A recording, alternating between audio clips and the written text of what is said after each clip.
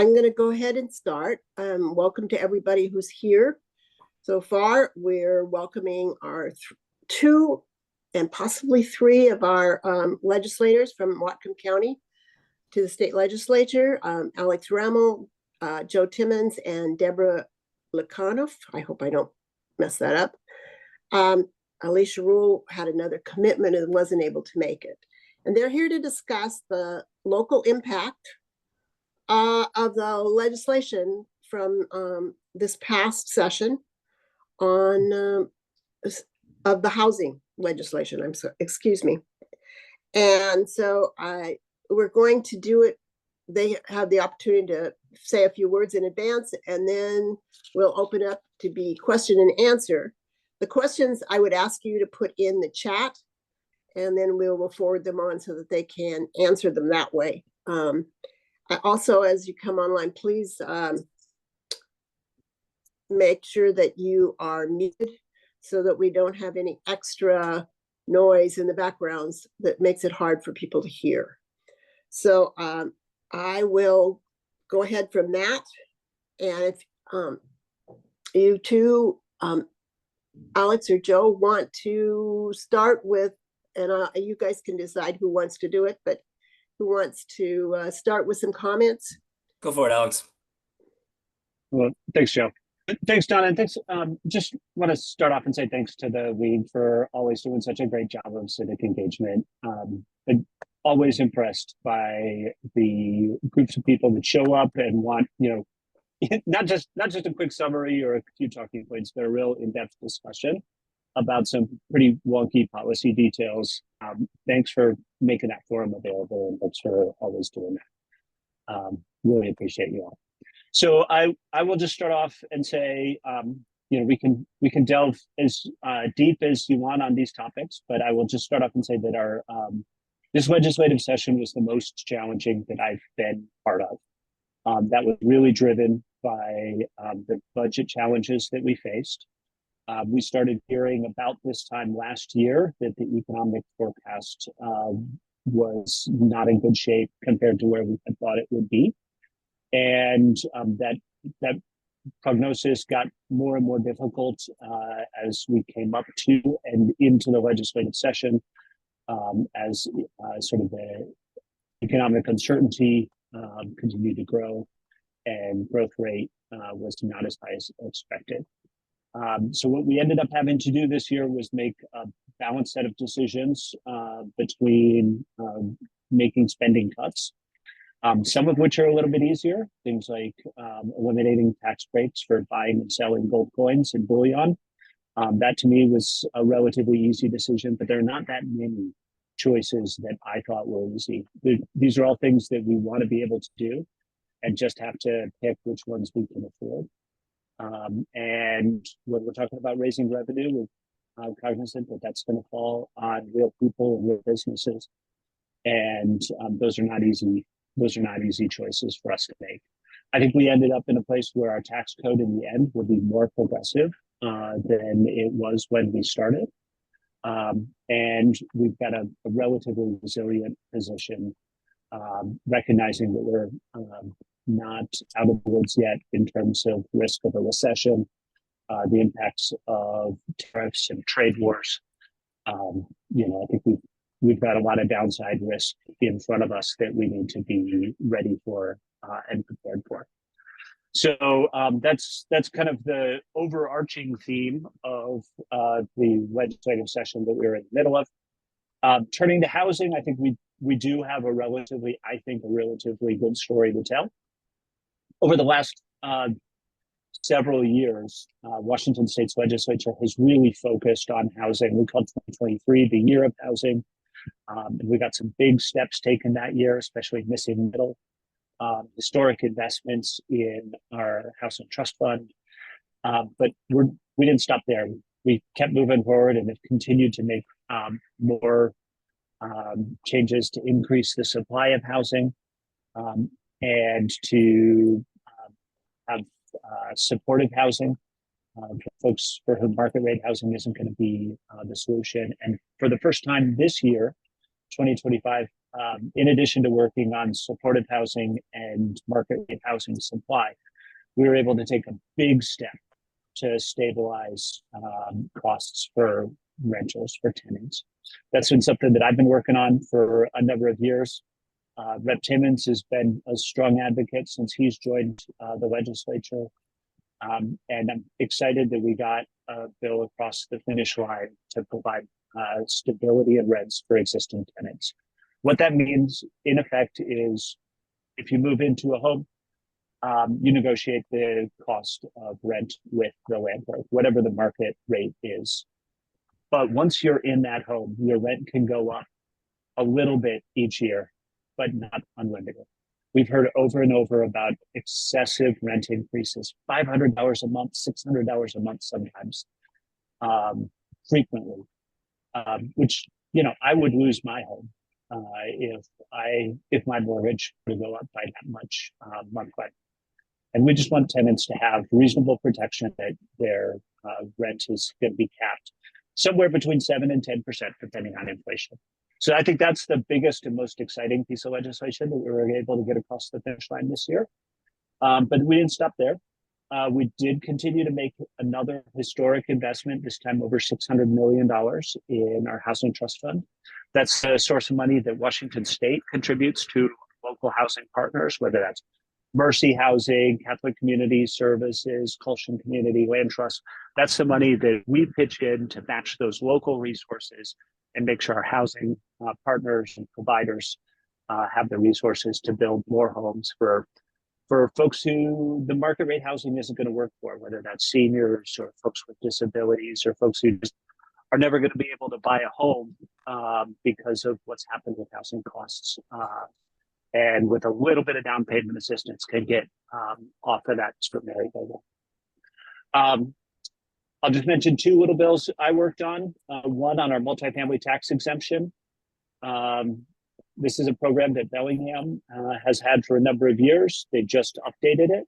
And at the state level, what we did this year was increase the option for a 20-year program. It's a little more generous, but requires the developers to have a little more skin in the game and provide longer term, in this case, 99-year, effectively permanently affordable market rate, permanently affordable rental housing.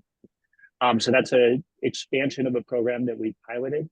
And the other pieces of that bill are really just good governance, making sure that when we have public investment in affordable housing, that we know that those programs are working and monitored on an ongoing basis. Second bill I worked on, also to increase our housing stock, our housing supply. Little bill right now, but I think has big future in front of it if it goes well, to test out a program that we know is in place in other states related to accelerating permit process. In this case, allowing architects to self-certify accessory dwelling units meet all of the building code standards. So there'll still be an inspection, but we take one step, one set of reviews out of the process, and the architect is on the hook. So if in the end the building goes up and it doesn't meet the code, then they're responsible for fixing it.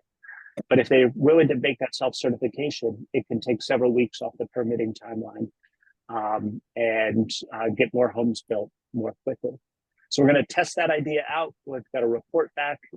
If it works on accessory dwelling units, we'll look to expand it and try to use that as a solution to help in other areas of housing as well. So those are a few of the things we're working on. Looking forward to questions. Looking forward to hearing what Rep Timmons has to say. Thanks again for the chance to be here. Representative Timmons, do you have some opening comments you would like to make? Yeah, thank you. And Alex, great job. Great job covering a lot. I'll be brief. I think Alex covered it really well. Joe, you're on mute. Sorry, can you hear me? Yes, we can. Okay, great.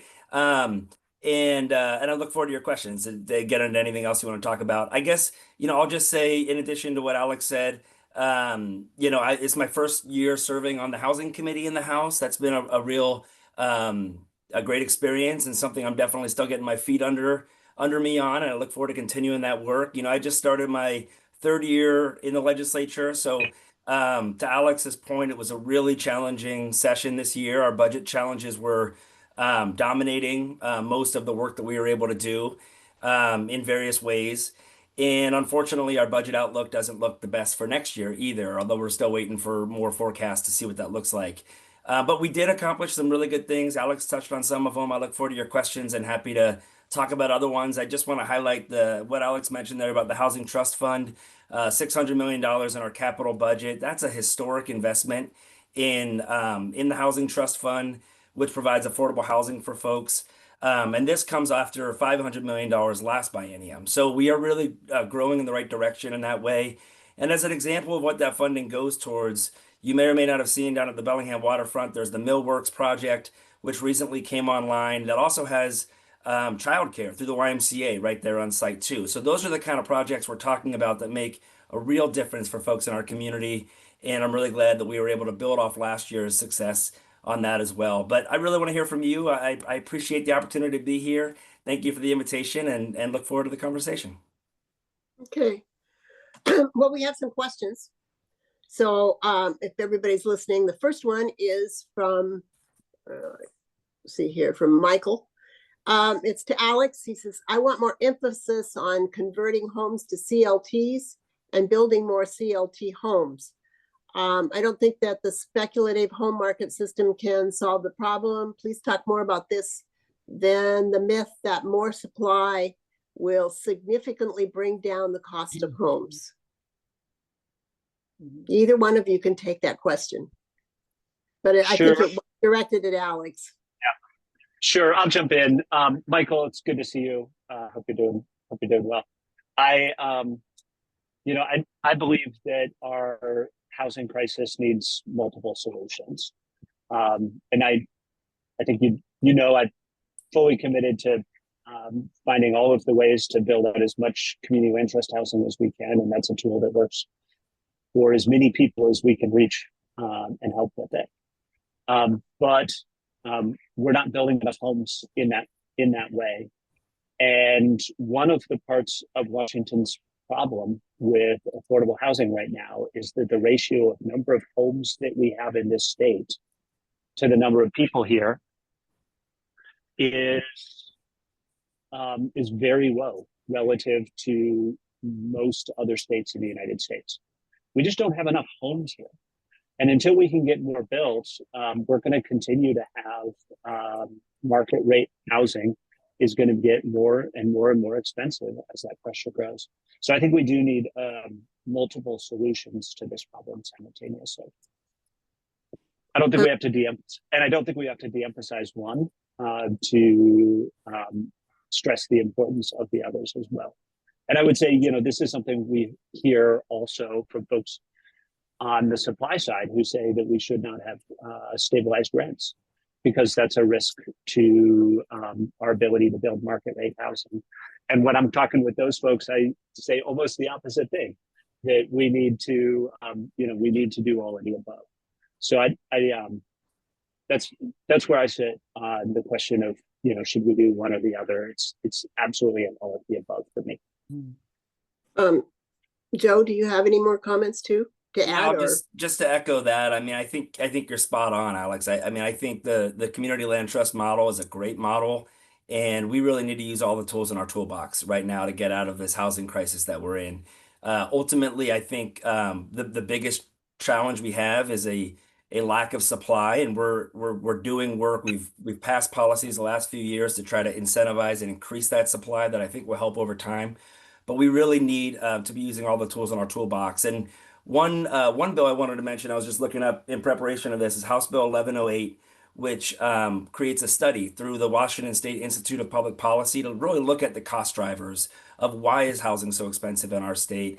This is a Republican bill, and WISIP is a nonpartisan research arm of the legislature. So we will be receiving that report next year. And I think, those kind of studies really help us build on the conversation on using more models and tools in our toolbox to get out of this housing crisis. So totally agree. We need to be using everything we can to make housing more affordable and accessible. Well, that study be available to the public when it's delivered to you? Okay. Next questions from Minda Ray. I've heard from people whose landlords raised their rent by $20,000 to $30,000 in advance of the new law going into effect. Are there any laws that can be used against such landlords, such as profiteering laws? Either one of you want to start on it? You know, Yeah, you want to take this? I froze actually. I didn't hear the full question. My apologies. I'm going to X out. Alex, why don't you start, and then I'm going to log back in and see if that helps, and I'll join after that. Okay. Okay. All right. Well, I don't want to take credit because Rep. Timmons' office has really led the way on helping some of the folks in Bellingham who've had this experience. And the answer is absolutely yes. There's protections for tenants in Bellingham who whose landlords have done that. If they did not give proper notice, then in which I believe is 6 months, Joe may be able to correct me if I'm wrong, but if you did not give adequate notice of the rent increase ahead of time, then they're required to provide those tenants with relocation assistance to help those tenants move to a place that's more affordable. So there are some recourses there that folks, Carrie's saying it's 120 days, and Carrie Burnside would know the answer to that. So there are some solutions there, and anybody whose landlord has done that subsequently to the day the bill was enacted, which was mid-May, that would be unlawful. Once that bill went into effect, and that's part of the reason that we put an emergency clause on that bill, so that it would go into effect immediately to prevent landlords from doing that thing. Representative Timmons, do you want to comment? I know Carrie Burnside has put an answer in here, and I'll read it out loud. So for those people who are not seeing it. Well, I'll just add in there, and I don't know if Carrie, if you added this in there, but you know, we had an emergency clause in that bill, as Alex said, so it went into effect the day the governor signed it. And the Attorney General's office is the legal arm that's really at the state level that's really going to be overseeing the implementation of this law. I will put in the chat a link in case it's helpful for folks who can make a direct complaint with the Attorney General's office. I talked with their legislative liaison recently, and I know that they're going to be updating that website to really provide more resources around and specifics around what the rent stabilization bill does. But please know that the Attorney General, their office, Nick Brown is our new Attorney General. Their office is charged with really overseeing the implementation of this law, and happy to ever make a connection there or encourage folks to reach out to our offices and or use this form as a way to make sure that we're catching bad actors. Okay. Sorry, if I could just add one other thing. John, I don't know, were you about to ask a follow-up question? I just have one other. No, I was just going to read Carrie's comment, but please go ahead and add it. I will read it before we move on. Sure. I guess what I just wanted to say was there are a few bad actors here, as there are in most sectors, right? There are some landlords that are trying to figure out how to break the rules or how to get around the rules in a way that's going to be really harmful to the people living in those homes. The overwhelming majority of landlords that I've talked to about this, small landlords, even larger property management companies, overwhelming majority have told me time and again, they have no intention or desire to raise rents by more than 10% per year. This is a bill that's really designed to protect people from the bad actors. And most of the folks who are renting homes to other folks in Washington state were already following this law before it was a law. And I just want to make that case because I don't want this to come across as an us versus them. There are a few bad actors, but by and large, I think most people are already doing the right thing. Okay. And just, if I could just real quick on that note too, Alex, I think that's spot on. And I think, you know, the overwhelming majority of landlords, you know, are trying to do the right thing and follow the state law too. And I recognize it's a changing landscape. And, you know, I think oftentimes a nudge or a reminder of the law and when it went into effect might alleviate a lot of situations that maybe go against the law. Okay, and I'll remind people, if you've got more questions, please start adding them in. Carrie's comments were, if in Bellingham, if tenants' rents were raised 8% or more to HB 1217's passing, they are eligible for renter relocation assistance. Several tenants were given excessive rent increases prior to HB 1217 being signed, and the Bellingham Tenants Union are working with our representatives and the Northwest Justice Project to address this. Great. That was her explanation. So I'm going to go back here, and I'm not seeing any other questions at the right now. So I'm going to go ahead and ask. In addition, this year was passed a law regarding mobile home parks and their ability to raise rents, also have to give notification, etc. Do you see that impacting? I know several of the mobile home parks in this camp, but definitely not all, are owned by the tenants in fact. But or do you have any comments or concerns, or see issues, positive issues, negative issues rising from that? Yeah, I mean, I guess Alex, correct me if I'm wrong on this, or if you see otherwise. But under the House Bill 1217 we were talking about, we capped that rent increase at 5% for tenants living in those mobile home parks. That was a big sticking point for our caucus in the final negotiations, and something that we really stood by to make sure that that those tenants are protected as well. And again, that's capped at 5% annually. Yeah, that's right. And I guess I would just add that in addition to that, one of the eligible uses, one of the buckets within the Housing Trust Fund that's available out there is some money to help folks who live in manufactured housing park be able to purchase that when it goes up for sale. So it's a really vulnerable situation for folks whose home, their biggest and sometimes only asset, is on ground that they don't own. Mm-hmm. And then when the folks who've owned that manufactured home park go to sell it, retiring or moving out of business or whatever else, and that goes up, there are some companies out there that are buying up manufactured home parks and really raising their rent, really hurting folks. Disproportionately, these are seniors and very vulnerable people in a difficult spot. So really pleased that we were able to afford them that protection.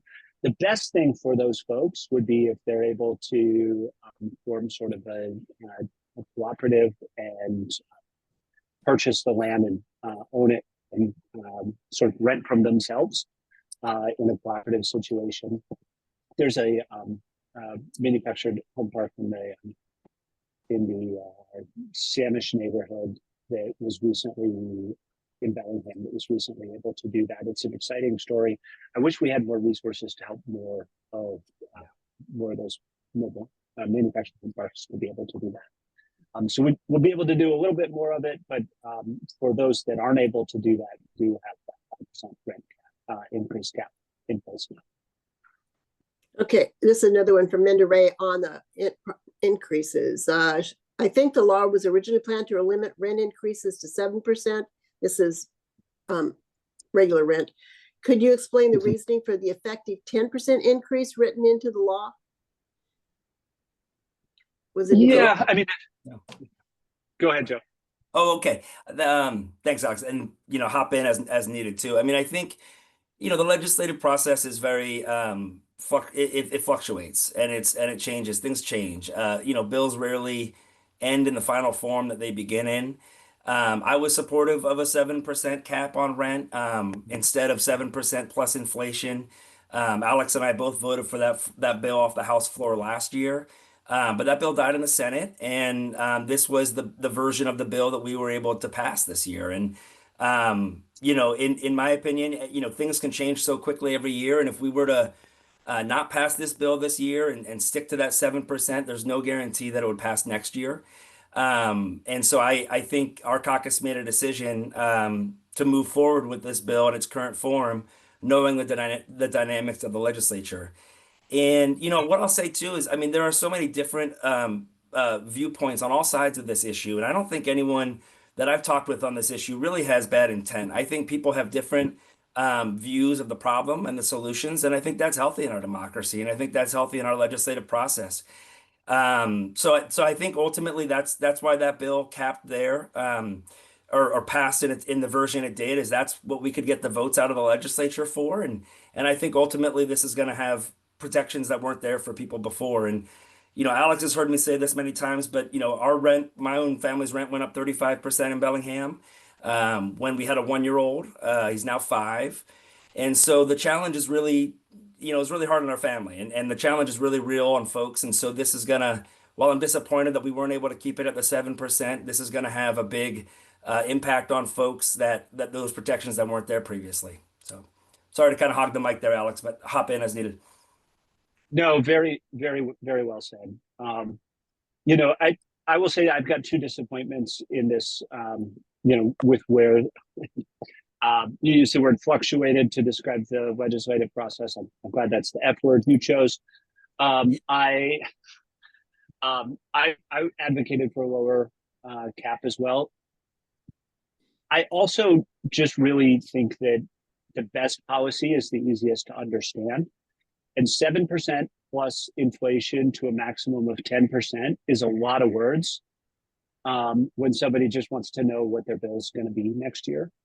You got to go figure out which consumer price index, or is this Greater Seattle Metro price index, or which one is it, and what's the rent, what's the allowable rent. I think we ought to just have a number. Even if I thought the number was too high, I'd rather just have constancy and consistency. And I think that's important for both tenants who want to know what their costs could be next year before they know what the inflationary index might say. I think it's also important for landlords who want to be able to build cost projections out into the future as they're thinking about having money set aside to maintain and repair the properties. So those are, the legislative process is what it is, and we've got to get 50% plus one in 2 chambers, and the governor to all agree to something. And this is a significant improvement, and I'm hopeful that in the future we can continue to refine it once we've got some experience with how it's working, and keep making it all better. That's kind of our job. Okay, we have a question from somebody representing the Seaholm Neighborhood Association. How can we give local government tools to prevent land speculation in places we especially want housing, such as downtown and many derelict properties in close-in areas? Either one of you. Go ahead. This is something that is that's tough. I'm very open to suggestion on this. I'd say land speculation, and also just the sort of derelict properties. I think we could all name a couple downtown that we'd love to see turned into homes and thriving businesses rather than vacant storefronts that are vacant, not because nobody wants to do business there, but because there's nobody who picks up the phone when you say you want to rent that spot. I'm very open to suggestions about what tools in the toolbox we can bring. So far, the proposals I've heard along those lines bump into challenges with our Constitution. For example, having a differentiated tax rate for those kinds of places. We've got a requirement that property taxes be uniform, for example. Eminent domain is always kind of the last resort. I know Bellingham has done that in the past, but those are, that really is a tool that you only want to use in the very last resort for the most sort of derelict and decrepit, dangerous buildings. In between, do nothing and or ask nicely, and eminent domain, we definitely could use some more tools. Yeah, I agree, Alex. I'm open to ideas on this, and I'm glad people are talking about it, frankly. I have heard some stuff that, as Alex said, goes against the uniformity clause, some solutions. So I think we're in the business of carrots and sticks, and we need to find more carrots to increase that, incentivize folks. But I will say too, from my perspective, in the time I've been in the legislature, we passed the missing middle bill a couple years ago to increase density. That's going to make a difference, hopefully, in the areas we're talking about in terms of the number of units available. We passed a bill around changing parking requirements this year at the state level, and the city of Bellingham has their interim ordinance in place to do away with parking requirements to try to help bring down the costs of building more as well. So these are other solutions I think that we're trying to do to increase supply, and I welcome additional thoughts as we go into next session. Well, I'm going to throw another question out there.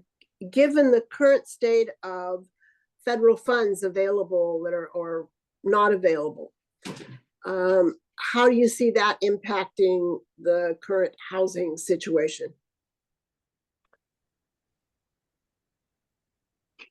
Alex, you or me? Yeah, go for it. Yeah. Go for it. Yeah. I mean, we're a little bit speculative right now. We did get another budget forecast. I have not had a chance to review it, so I'm not clear on how much of the downside risk has turned into real problems and how much remains things we're just still concerned about. But our economy is very much at risk for reasons that I have not heard good justification for tariffs and trade wars. And I think add to that risk potential labor shortage based on actions that the federal government and the Trump administration are taking. I'm really concerned about those things. And then you look at what Congress has proposed in terms of cuts to critical programs that the state will be left to backfill, like Medicare. The good article out in the Cascadia Daily this morning about the Trump administration's cut to the Department of Education and how that will hurt schools in our region. Those are all things we're going to have to try to figure out how to backfill. There are problems that I do not yet have a solution for, but I can say that I am concerned that all of those things make solving any of the other problems in front of us difficult, and housing is no exception to that. Tariffs on steel in particular are going to drive up our housing costs. Anything that looks like trade war with Canada is going to drive up building supply costs. And the first thing you hear about is ICE hanging outside Home Depots. That's going to add to labor costs. So the federal government is not helping us solve this problem at all. I don't have solutions to offer right now other than, maybe continue to show up and make your voice heard. We need everybody speaking up to constrain some of the recklessness that's happening right now. Yeah, and I'll just add, I think it's unfortunately kind of a moving target. And that makes it hard as a state to plan. I think it makes it hard for businesses to plan. It makes it hard for consumers to plan. And I think that uncertainty is causing harm, and I'm hoping that we can bring more stability for folks. But I will also say, to me, providing roofs over people's heads shouldn't be a political partisan issue. Olympia is still a place where largely people work together across the aisle. The overwhelming number of bills we pass are bipartisan. And so I think, that gives me hope in thinking that we can do things at the state level that maybe the federal government isn't doing right now, not to the hard work of all of our state representatives and senators. It's not necessarily their fault in that, but so that gives me some hope, that gives me some promise, and I'm hoping that we can provide more stability and do things at the state level to control what we can, to pass policies that will help protect people, and to invest our funding in things like the Housing Trust Fund that are going to provide people with more shelter and so forth. Okay. This is a question aside from, or back to the mobile home, the lots.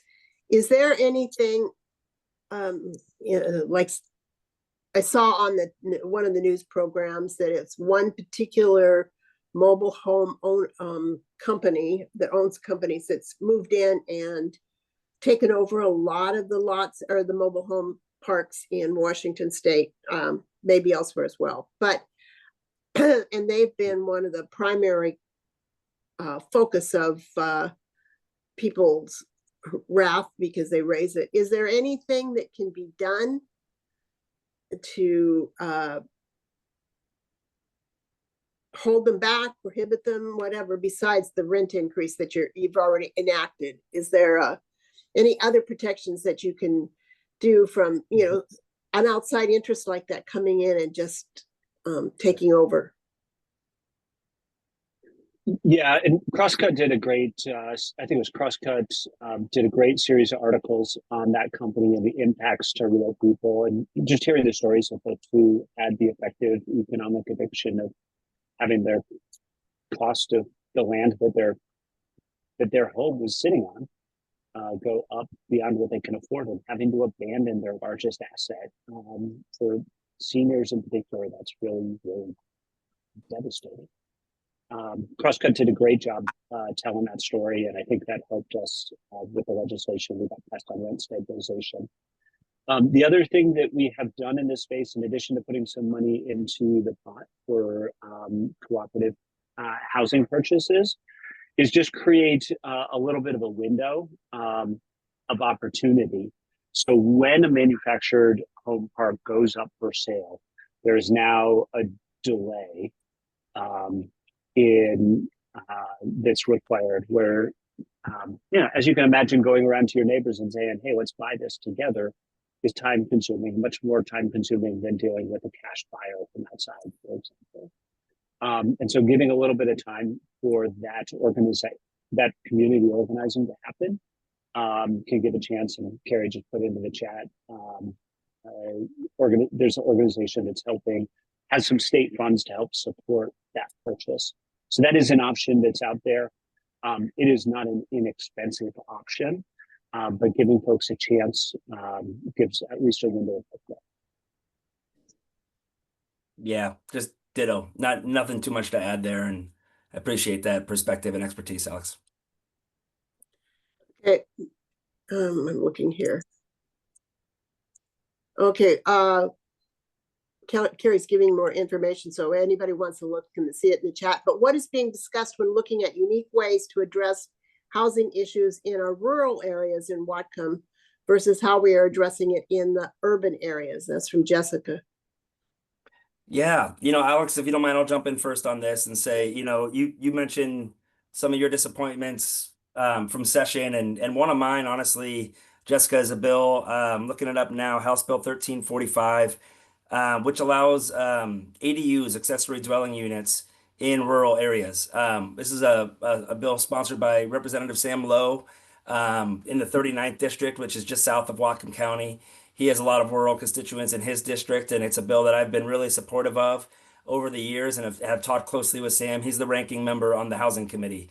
And so that's a bill that I'm hoping we can get across the finish line next year to provide some of our rural communities some of the same tools that our urban and suburban ones have. So that's an example. I wish I had more better news to share. I think the lot splitting bill might be helpful as well. Which was I got it jotted down here, which is House Bill 1096 that we were able to get across the finish line this year to help break up lots and build more for folks who want to do that. But to me, that rural ADU bill is a missing piece to the housing puzzle. And it's not just for folks to maybe sell out or rent those ADUs, but for folks who want to age in place and maybe have their kids or other folks come in and move to the main house or so forth. I think it's a really good opportunity and something we should pass next year.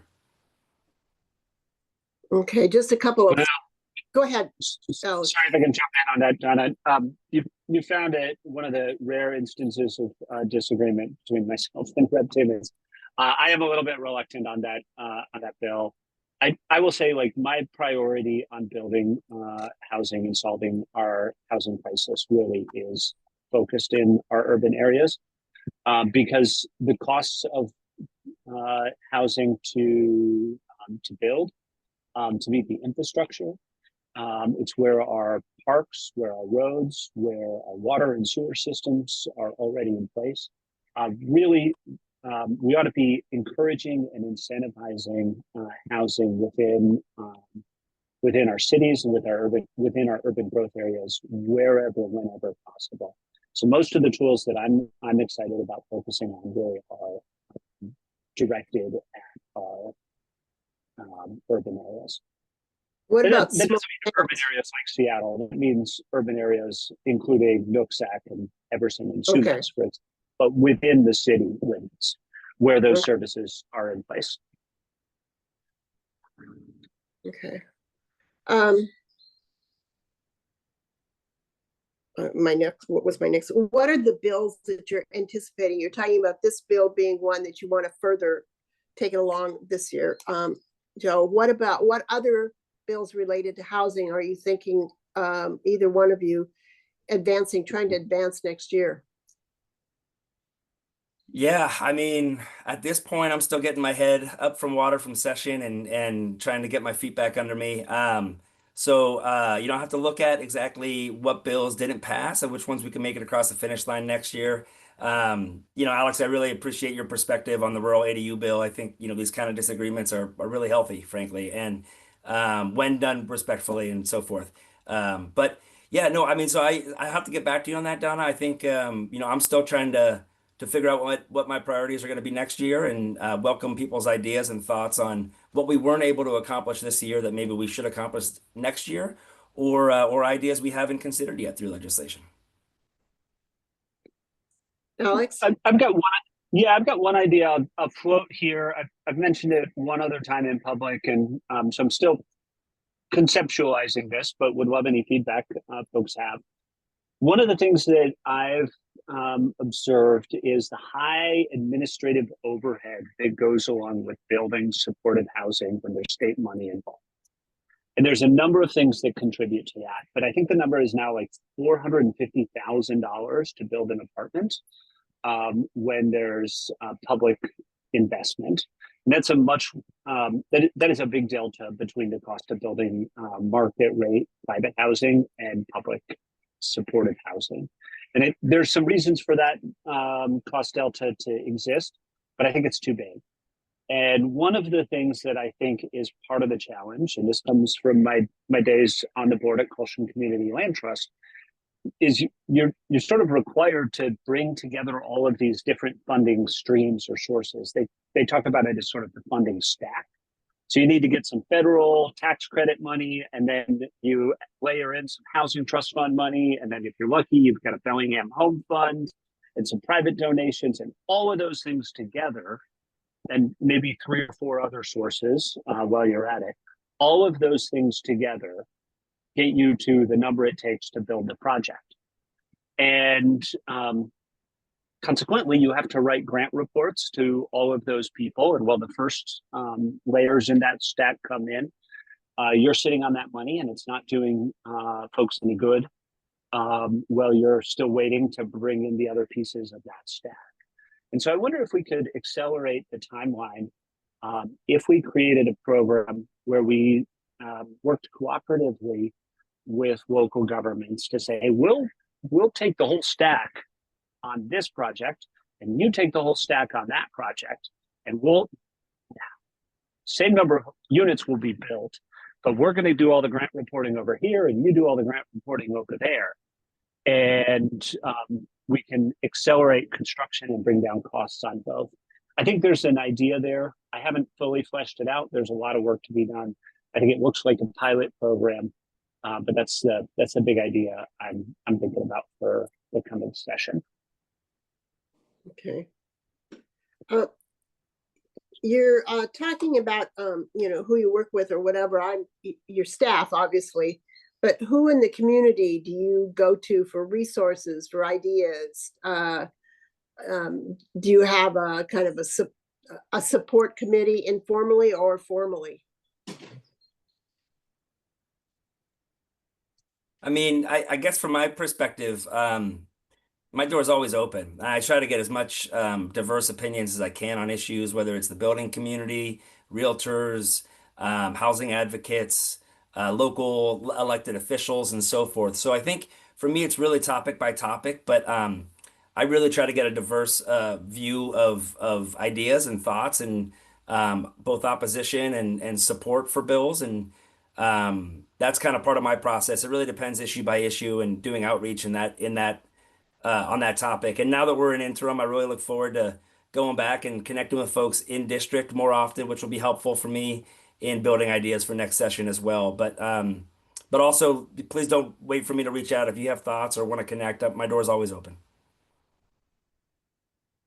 Alex? Yeah, yeah. I will say I think doing this job well means doing what Joe just said, keeping your door open and listening to as many voices and perspectives as you can.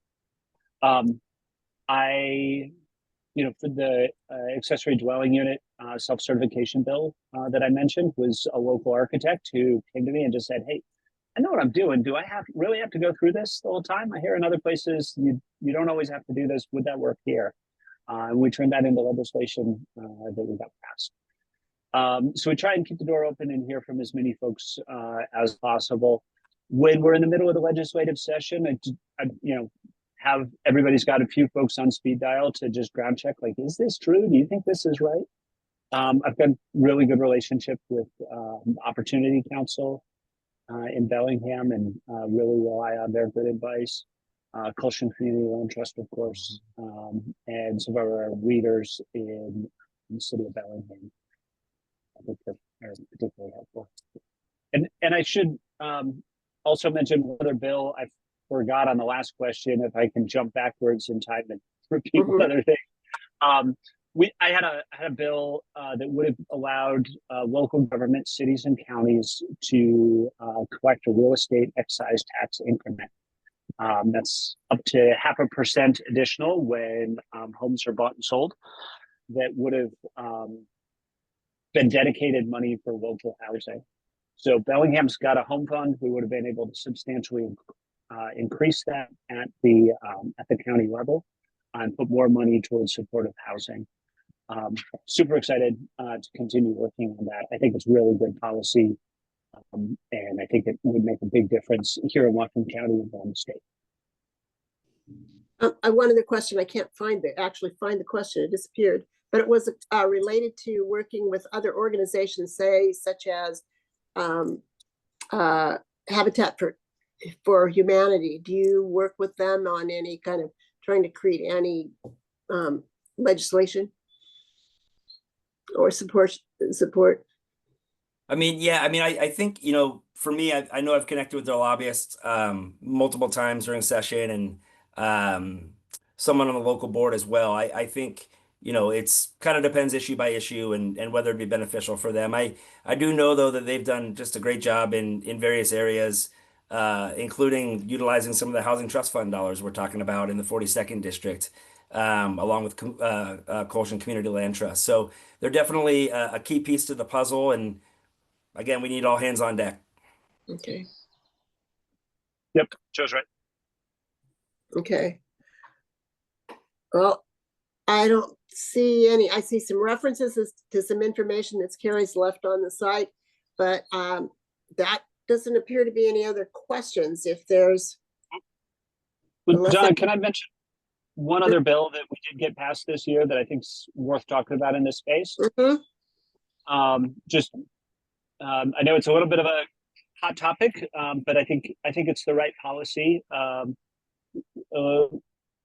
Reducing or in many cases eliminating parking minimums. That's a bill that we've been talking about at the state level for a few years. It's been a topic of controversy here in the city of Bellingham as well. And I will just say I am interested in building as many homes for people as we can. I'm not as excited about spending money building places for cars. We've already got about 5 parking spaces per car. And mandating that we build more, I think is frequently an inefficient use of space that drives up construction costs unnecessarily. I think we have lots of evidence in other places that have eliminated parking mandatory parking minimums. That builders still end up building the parking that they think their tenants are going to need, that they think their customers are going to end up needing, but they don't overbuild parking. And sometimes the sort of pull the number from the handbook requirements for parking minimums adds a lot of cost to projects. And whatever we can be doing, there's not going to be a silver bullet that brings down the cost of projects, but that was one of the big pieces that I think will make the big difference in making our communities both more habitable and more affordable. And I'll just piggyback off that real quick. I'm glad you, well said, Alex. I agree. I mean, I think that this should be a project by project decision, frankly, and that the builders can try to make that decision if it's going to best meet the needs of the tenants and be a marketable space. And so I think getting rid of that requirement and trusting folks to make those decisions will help us ultimately build more housing by bringing down some of the costs that that are required in certain circumstances, and ultimately bringing down those costs so we can build more is going to be the number one thing we can do to help us get out of this housing crisis. Okay. Are there any other questions? So anybody has, they haven't put on the chat yet? Well, I'm not seeing anything that. I will let you guys have a couple of minutes to wind up your comments, and we thank you very much for taking the time to come and spend it with us. And I can duplicate, you can see all the comments and thank yous in the chat that people have put on and appreciated it. So there's never enough time. I feel like every time I listen to a discussion on housing, it's like, I didn't know that and I didn't know that. And there's so much, and it's such a broad topic that you could spend all day, every day, trying to learn it all. So thank you for adding to my confusion.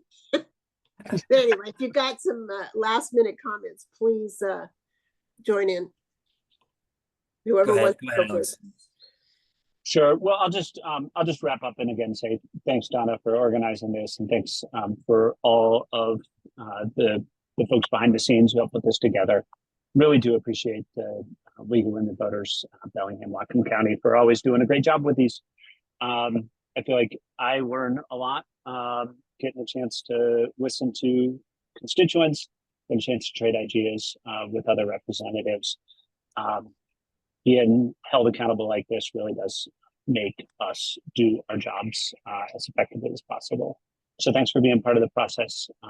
And now let's all stay in touch. Okay.